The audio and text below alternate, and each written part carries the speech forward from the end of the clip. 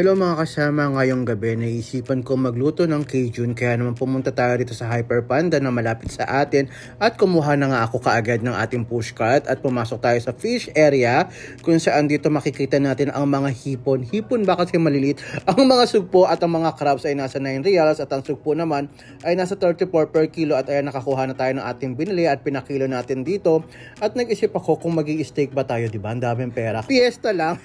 So ayan, nag-check pa rin ako dito sa kabila kung saan dito mas mura yung mga part na mga meat, pero naisip ko magtahong na lang tayo. Ayan, nasa 12 reals kasama to sa Cajun na lulutuin natin at ilagay na natin sa ating cart. At ito, kumuha rin tayo ng ating patatas na gagamitin. Pinili ko lang yung mga maliliit na patatas at meron tayong lemon. At pagkatapos nga, bumalik ako sa beef section kung saan in-add to cart ko na yan kasi gagawin natin yung Bistek Tagalog, diba? Ang daming plano sa buhay. At ito na nga, nag-ikot-ikot pa rin tayo at ready to pay na tayo kasi wala na rin tayong pambili at anong oras na yan, so kailangan pa natin magluto. At ayan, ilagay na nga natin sa counter ang ating pinamili at bill reveal at ang ating napamili ay nasa halagang 83 real. So meron tayong seafoods at the same time meron tayong baka at meron tayong gulay. Kala mo naman daming gulay.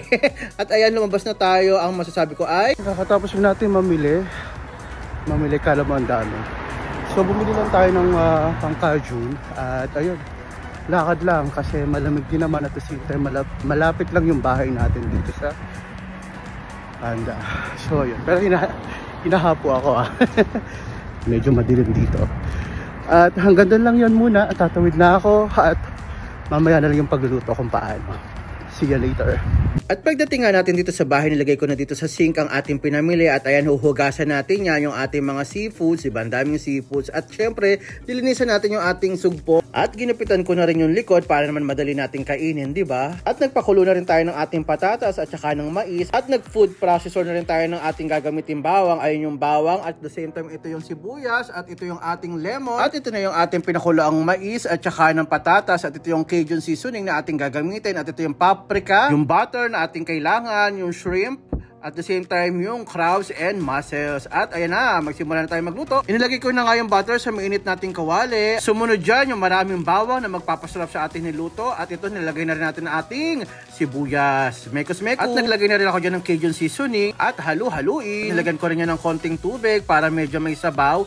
At maya-maya nga nilagyan ko ng paminta para maglasa na yung ating mga sangkap. At nilagyan ko rin ng konting sabaw ulit. At nilagay ko na yung ating shrimp. Tapos, ito na yung crabs. At the same time yung ating tahong. So ayan, imekos-mekos na natin yan hanggang sa kumulo at ayan, lagyan na natin ng konti pang tubig, di ba? Ang daming tubig. Akala ko kasi sinigang yung niluluto ko, yung pala Cajun.